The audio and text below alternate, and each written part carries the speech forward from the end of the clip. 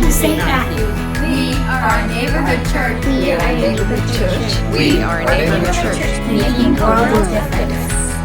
Making a world of difference.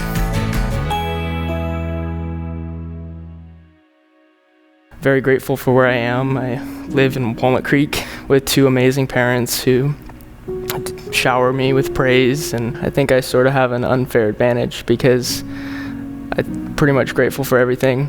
And I know that's a cliche to say. You know, I was adopted from Russia at a young age, and though I don't remember anything about my life in the orphanage, not a year goes by when I don't think about what life could have been like. How being adopted shaped my life, that just knowing I was adopted, it really gives me, I say an unfair advantage for gratitude, because there's never a moment that goes by where I'm not thinking, this is amazing, this is happening to me. I can't take these moments for granted because I know what life would have been like. And so I think that helps me understand what I have, the privilege that I have, and it's really amazing. There's so many mentors in my life, which I'm grateful for. But every time I think of a mentor, I just think of my dad and what the part he's played in my life. He works till 7 o'clock and then comes home and takes me to all my extracurriculars. And not only does he take me there, but he participates with me. And he kind of showed me what it means to be a man. Extremely grateful for that, for sure. And he's taught me what leadership looks like from a self-standpoint, self-leadership, and also leadership in the community. And you can't be exactly like your dad, but every kid hopes to. I'm a leader in the young adults group. We meet on Sunday nights, and it's really just college-age students, high school seniors. We get together and we talk about God and where we're experiencing Him in our own lives, and we learn how to experience Him more. But how to model gratitude for them, I would just say, is just being joyful in front of them, showing them what it looks like when you're experiencing God's kingdom. Some people think that the kingdom of God is something that we have to wait to experience something in the future, but God's kingdom can be experienced now. I don't think that people that live in God's kingdom are experiencing gratitude. I think it's hard not to when you're there in that place. And so really just coming with that attitude that you're grateful for everything and you're just full of joy. You're happy to see them and happy to help them and talk to them. I think that's the way I model it.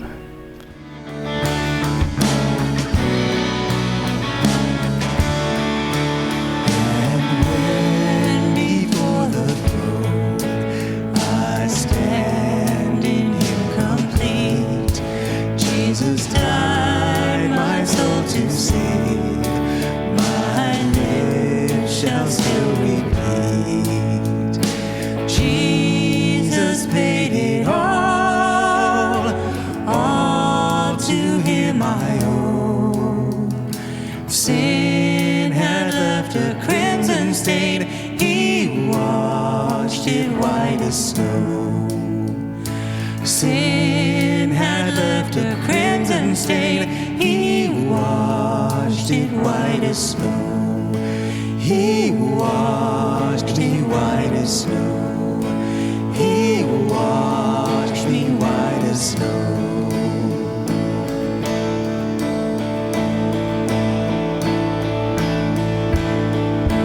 Oh, praise the one who paid my debt and raised His life up from the dead.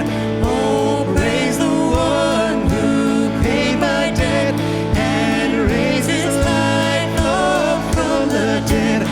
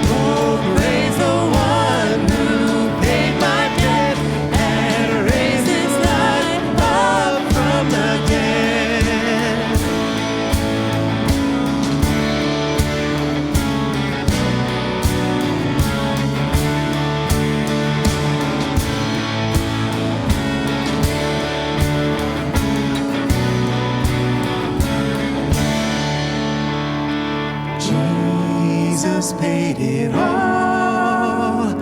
all to him I owe.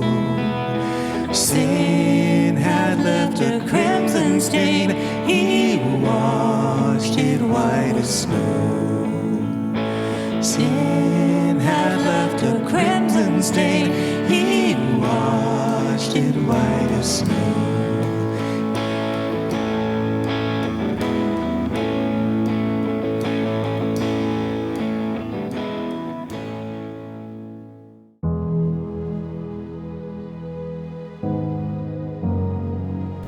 This morning's text is at the end of the first chapter of Paul's letter and carries into the second chapter. Meanwhile, live in such a way that you are credited to the message of Christ. Let nothing in your conduct hang on whether I come or not. Your conduct must be the same whether I show up to see things for myself or hear it from a distance. Stand united, singular in vision, contending for people's trust in the message. The good news, not flinching or dodging in the slightest before the opposition. Your courage and unity will show them what they're up against. Defeat for them, a victory for you, and both because of God. There's far more to this than life than trusting Christ. There's also suffering for him. And the suffering is as much a gift as the trusting. You're involved in the same kind of struggle you saw me go through, on which you are now getting an updated report in this letter. If you've gotten anything at all out of following Christ, if your love has made any difference in your life, if being in a community of spirit means anything to you, if you have a heart, if you care, then do me a favor. Agree with each other, love each other, be deep spiritual friends. Don't push away to the front, don't sweet talk your way to the top. Put yourself aside and help others get ahead. Don't be obsessed with getting your own advantage. Forget yourself long enough to lend a helping hand. As we head into Thanksgiving, I'm already thinking about food. I love Thanksgiving. Having grown up a preacher's kid and a grandkid of a preacher, Christmas was always a work day. So for me, Thanksgiving in our family was always the big holiday where we would get together and have fun and connect. Now, I don't know about you, but one of the weird things that we would do around Thanksgiving is we would play the wishbone game. Do you know what I'm talking about? Where you take that bone in the sternum that you get after you've eaten the turkey or the chicken, and you, as siblings, each take one side of that bone and you pull, and whoever has the largest side once the bone breaks is the one who wins. Now, this week as I was thinking about food and thinking about Thanksgiving, I was researching the wishbone and I came across a new app. It's not really that new, but it's called the Wishbone app. Now, Wishbone as an app for your home is for you to constantly compare social content. So every morning you receive a new daily dozen, which is a series of 12 pop culture based questions with two distinct choices. You can choose this or this. And if you complete all 12, then you get a nightly dozen too. This has been my rabbit hole for the last few weeks. You pick a side and then you can see how everyone else using the app voted.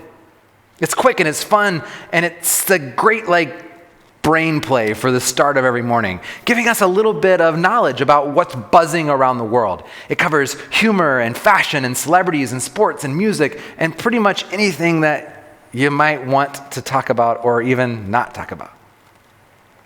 So I thought maybe we could play some at-home wishbone this morning.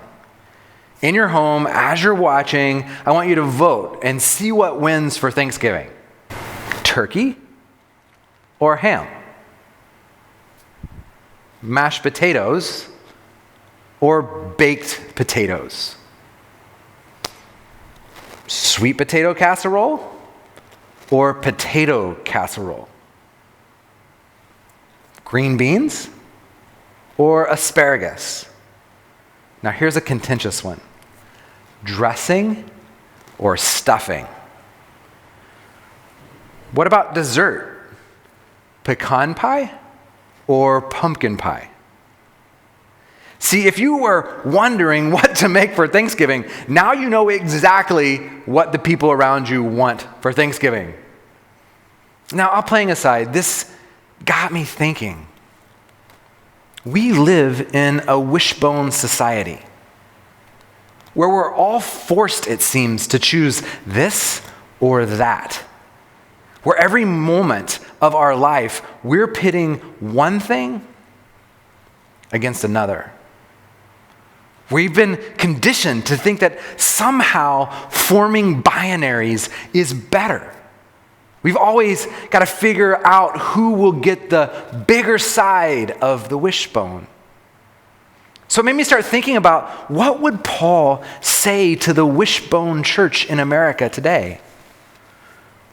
Instead of living a life of wishbone, where we're always looking for a winner and a loser, an insider and an outsider, where we're pulling each other apart, I believe this text in the 2nd chapter of Philippians, Paul would encourage us to live a life of and. And is the generous way of life. And opens up closed doors. And changes everything. And is a bridge. And is turkey and ham and prime rib. And is grace-filled and growth-minded and gratitude-centered.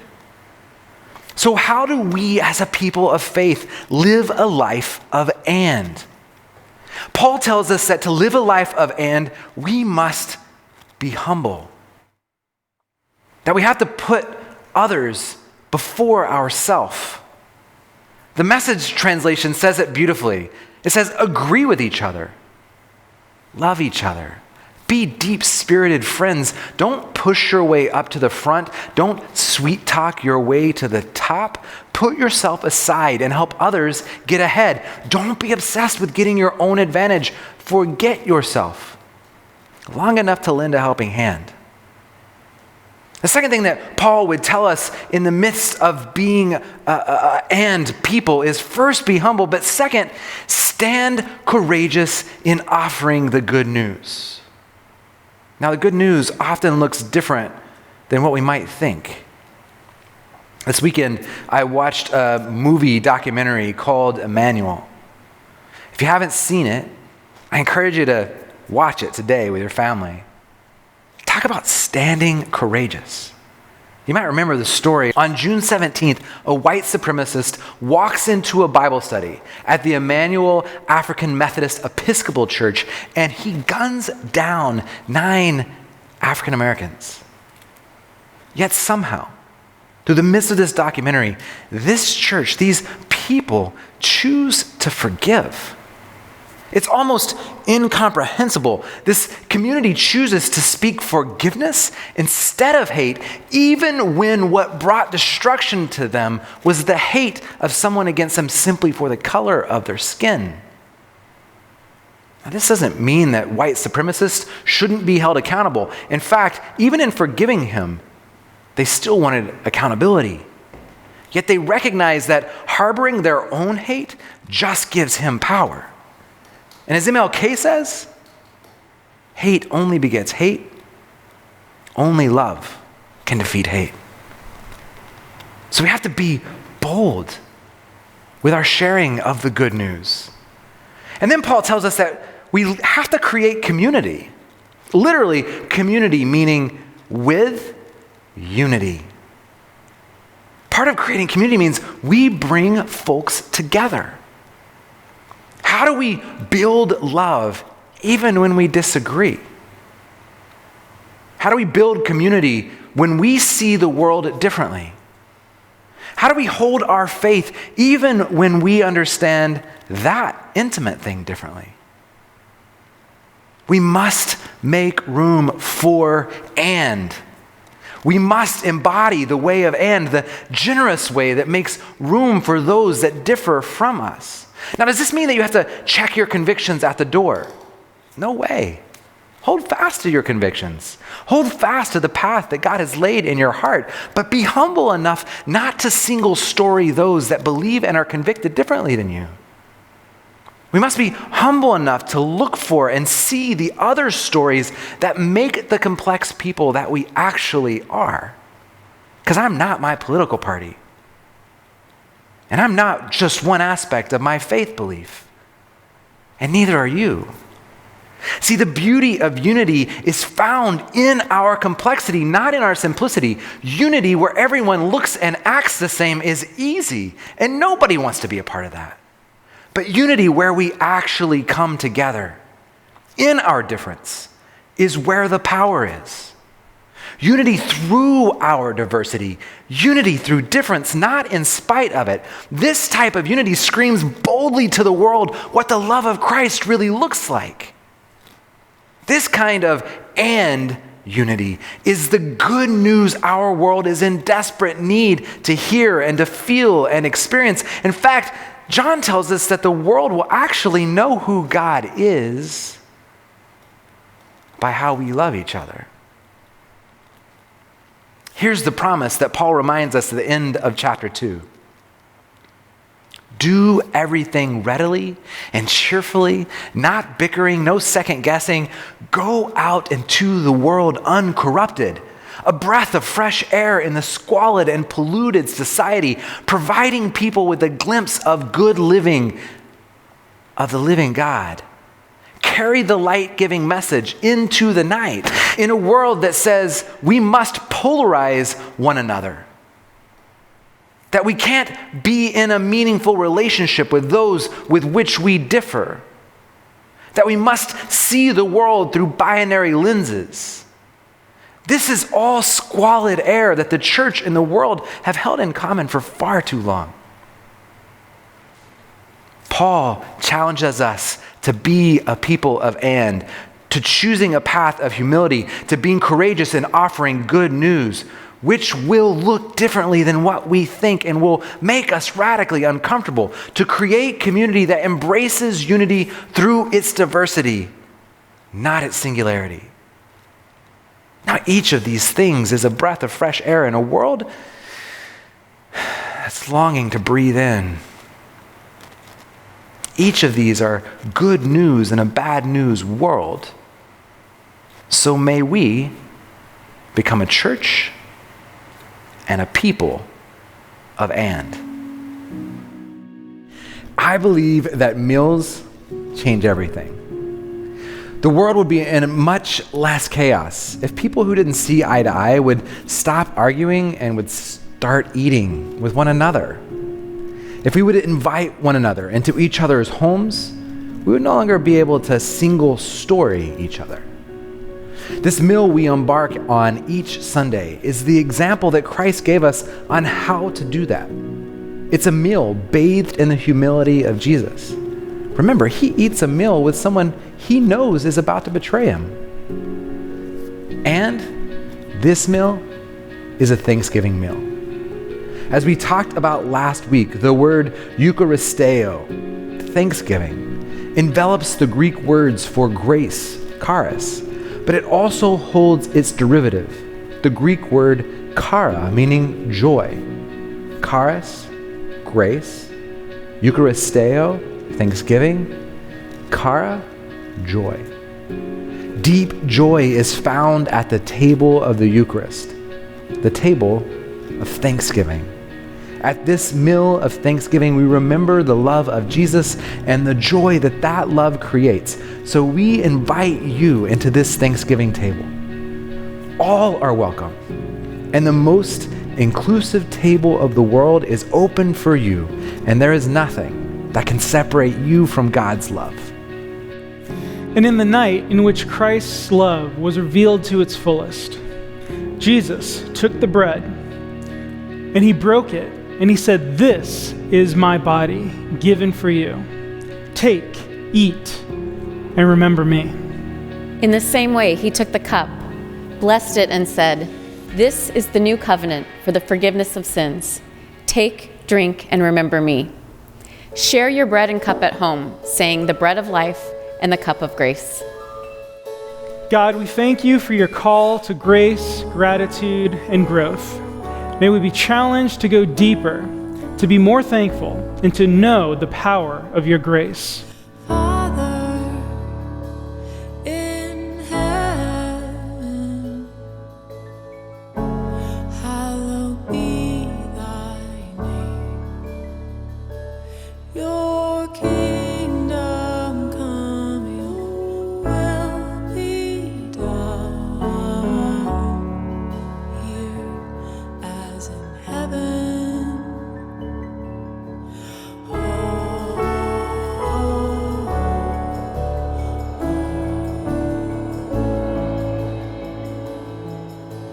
Give us this day our daily bread. Forgive us our debts as we forgive all who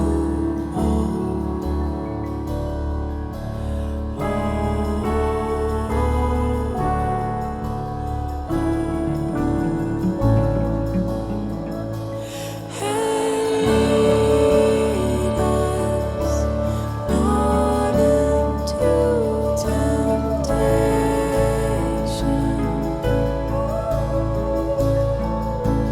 Deliver us from all that's evil. For thine is the kingdom and the power and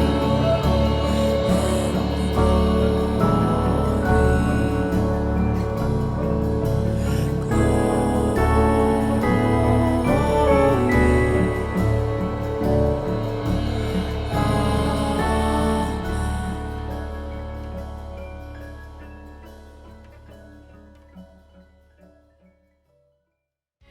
This morning, Pastor Rustin talked about ways that we can be a better light to the world around us.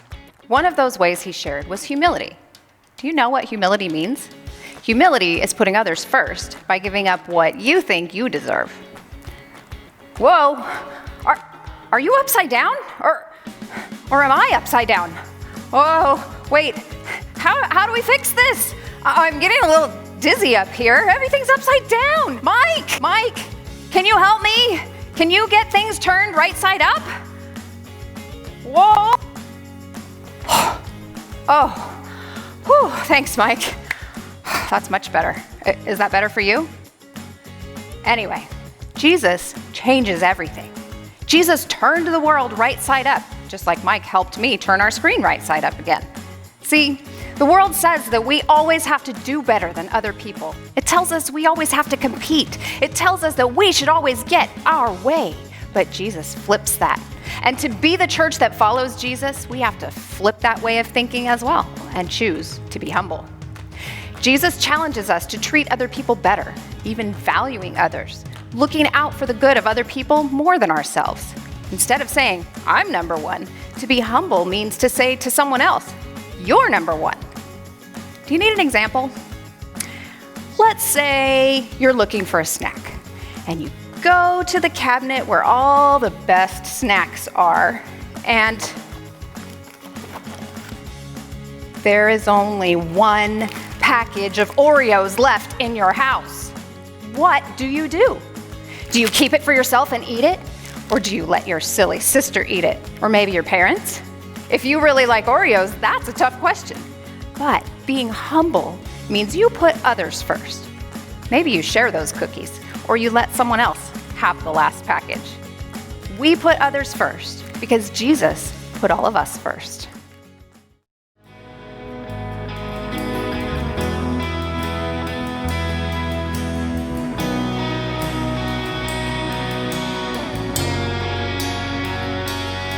There's fading and upon and 1,000 generations, your family and your children and your children and your children. He's fading upon you and 1,000 generations, and your family and your children and the children and the children. May His favor be upon you and 1,000 generations, and your family and your children and the children and the children. May His favor be upon you and 1,000 generations, and your family and your children and the children and the children. May His presence go before you and behind you and beside you, all around you and within you. He is with you. He is with you in the morning, in the evening, in your coming and your going, in your weeping and rejoicing. He is for you. He is for you. He is for you. He is for you. He is for you. He is for you. He is for you. He is for you.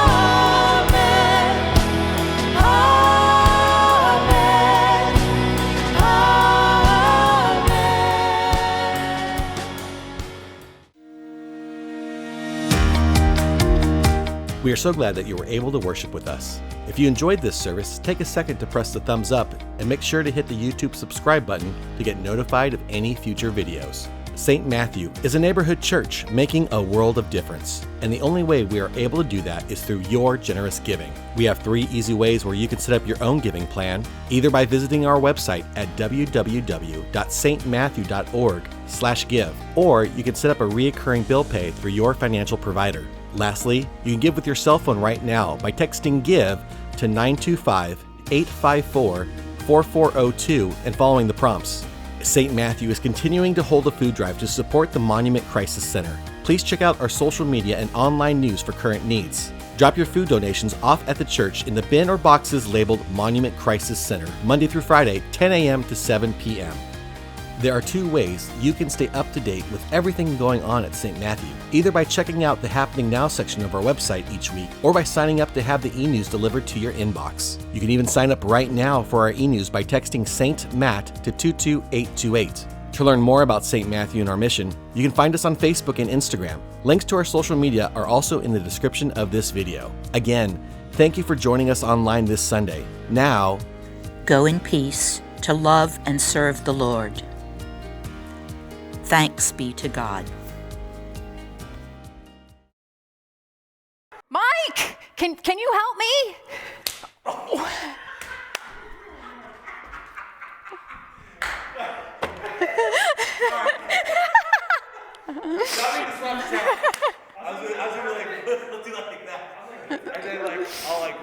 Move it over. Okay.